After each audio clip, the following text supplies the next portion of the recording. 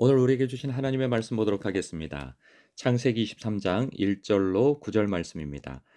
생명의 샘가 2월 27일 목요일 말씀, 사라가 127세를 살았으니 함께 읽겠습니다. 사라가 127세를 살았으니 이것이 곧 사라가 누린 햇수라.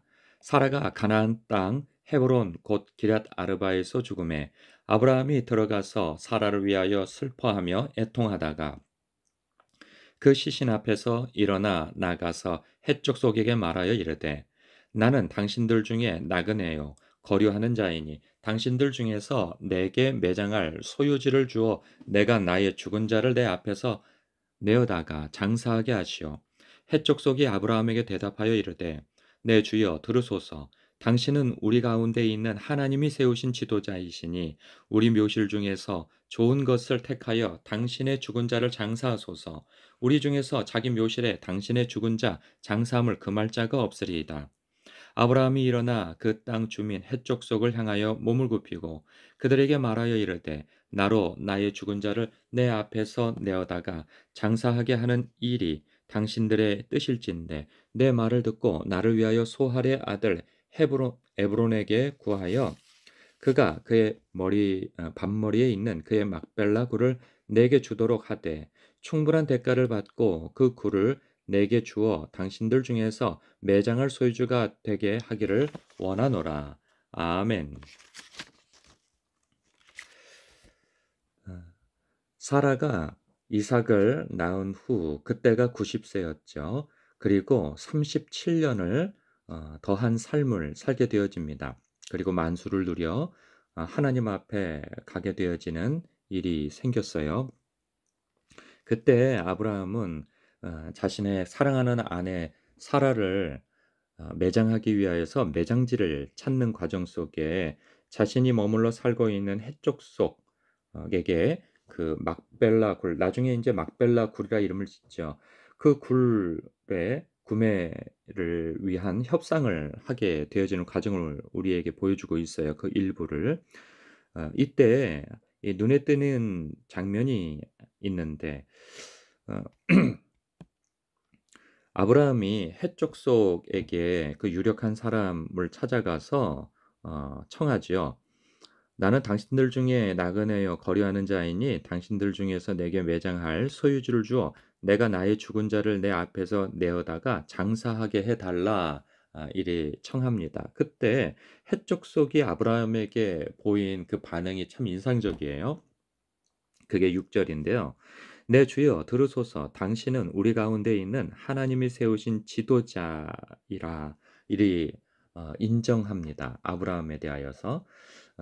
그의 신앙에 대해서 "당신은 우리 가운데 있는 하나님이 세우신 지도자."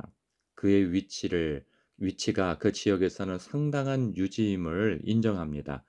음 왜냐하면 어 그때에는 도시국가 형태이죠. 그래서 어찌 보면 도시국가라고 하기보다는 이 지역은 부족국가로 볼 수 있습니다. 굉장히 작은 단위의 부족을 이룬 그 지역을 나라로 여기기도 했고요. 그래서 아브라함은 굉장한 그 당시에 세력을 가지고 있었습니다. 그가 세력을 갖추려고 해서 그런 것이 아니고 그가 가지고 있는 그 소떼와 양떼를 어 그 돌보기 위해 많은 일꾼들이 있었는데 수십 년 전만 하더라도 그 롯을 구하기 위해서 313 명을 길리온 자들이 그 종들이 있다고 했는데 그 식솔들과 그리고 그 이후에 수십 년이 지난 동안에 더 많은 사람들이 있었을 거란 말이죠. 그래서 적어도 아브라함의 그 이 가솔들이 1000여 명은 되지 않았는가 그 이상으로 볼 수도 있겠죠. 그랬으니 그랄 지역의 아비멜렉도 와서 평화 조약을 맺으려 하지 않겠어요? 그 사람의 그 세력이 상당하다고 느꼈으니 위협감을 느꼈던 것이죠. 그래서 "나도 당신을 해하지 않을 것이고 당신도 나와 내 자손들에게 거짓된 행동을 하지 말아 달라. 내가 보니 당신은 무슨 일을 하든 여호와 하나님께서 함께하는 사람으로 보인다."라고 여기며 상당히 아브라함을 경계할 뿐만 아니라, 왜냐하면 타민족이고 거류민이며 그 시대에는 약육강식의 시대로서 지도자가 아 이 약한 부족이나 그 주변인들을 침략하여서 그 땅을 빼앗고 그리고 사람을 빼앗고 하여서 노예를 삼고 이런 것이 다반사 일어나는 그 때인데 아브라함은 상당한 세력을 가지고 있음에도 불구하고 주변을 침략하거나 해하지 않습니다. 하나님께서 그 땅을 약속하셨잖아요. "네가 보이는 동서남북 모든 땅을 너에게 줄 것이다."라고 약속을 하신 그곳에서 나그네로 살고 있어요. 그 약속을 받았다면 그곳을 자신의 힘을 증강시켜서 그 주변을 이렇게 차츰차츰 점령해 들어가고 해도 될 법한데 그는 무력을 사용해서 그 땅을 취하지 않습니다. 하나님께서 약속하셨으나 하나님의 방법대로 그 땅을 얻게 될 것을 약속을 의지하여 그는 그곳에서 하나님을 섬기고 하나님을 경외하는 자로서의 그러한 사람들로부터 존경을 받는 삶을 살았단 말이죠. 그러니까 그만한 세력을 가진 사람으로서 그 당시에 여느 세력가들이 행하는 그러한 어 이 권세를 부리지 않았다는 것이죠. 그래서 그가 그 협상 과정 속에서도 보면 상당한 예의를 갖추는 것을 보게 되어집니다. 그런 것을 볼 때 그들이 아브라함을 향하여서 "당신은 우리 가운데 있는 지도자인데 하나님이 세우신 지도자이다."라고 칭해 주죠. 그것은 상당한 존경과 그 사람의 위치를 인정하며 어떤 두려움의 대상보다는 그의 어떤 덕성 어 그의 인품, 그의 신앙을 인정하는 그러한 표현이 아닐 수 없어요. 그러면서 기꺼이 우리 묘실 중에서 좋은 것을 택하여 당신의 죽은 자를 장사하소서. 우리 중에서 자기 묘실에 당신의 죽은 자 장사함을 금할 자가 어디 있겠습니까? 그러니 값을 따지지 아니하고 값을 우리에게 지불할 필요가 없습니다. 기꺼이 당신이 원하시며 어떤 땅이든 어떤 묘실이든 기꺼이 내어 드리겠습니다. 이렇게 호의를 베풉니다. 그럼에도 불구하고 아브라함은 그것을 덥석 붙잡아 "아이고 감사합니다." 하고 그렇게 어 받지 않습니다. 그는 오히려 그 7 절에 아브라함이 일어나 그 땅 주민 헷 족속을 향하여 몸을 굽히죠. 굉장히 겸손하고 겸양하고 그 사람들의 재산과 그 사람의 생명과 어 그들의 인품들을 인정하며 자신을 낮추죠. 그러면서 말합니다.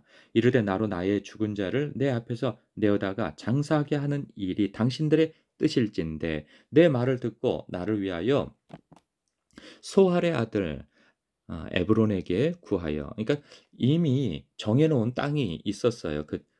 장지가. 그것에 대하여서 잘 말해 달라고 청하죠. 그래서 그가 그의 반머리에 있는 그의 막벨라 굴을 내게 주도록 하되 충분한 대가를 받고 그 굴을 내게 주어 당신들 중에서 매장할 소유주가 되게 하기를 원하노라. 이래 하면서 정당한 값을 치르고 그것을 사려고 한다라고 이야기를 합니다.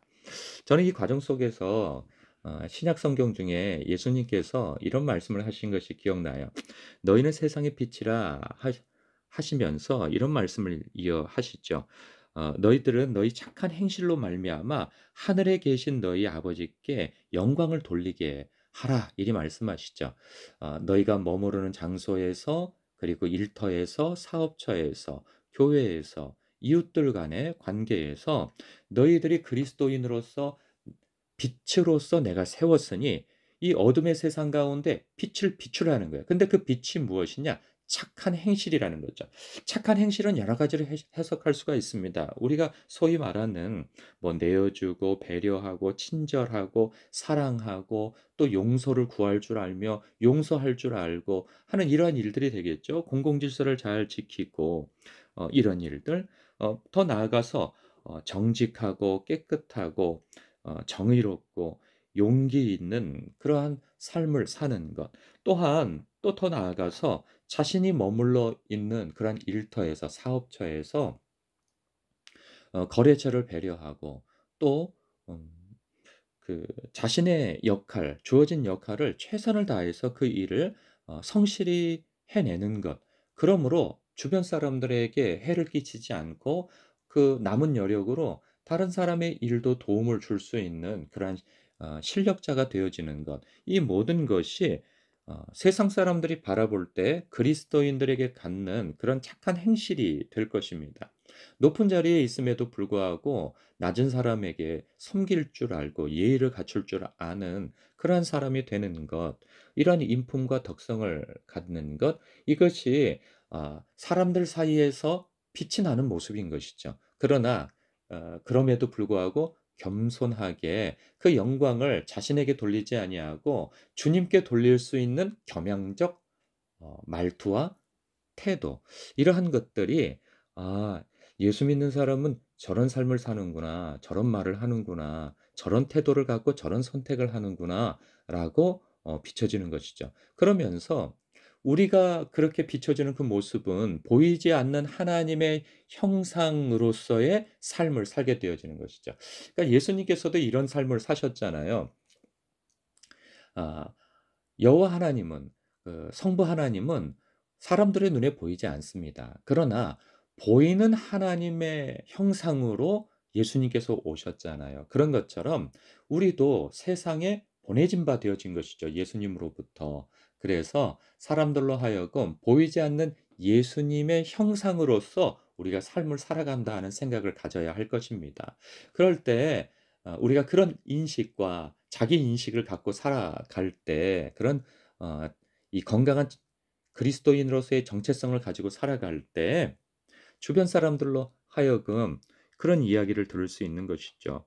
당신은 우리 가운데 있는 당신은 하나님이 세우신 사람입니다. 그리고 당신이 하는 그런 모든 일들 속에서 하나님의 도우심을 봅니다.'라고, 혹은 뭐 그런 표현보다는 나도 당신이 다니는 교회 다니고 싶소." 이런 이야기들이 있을 수 있겠죠.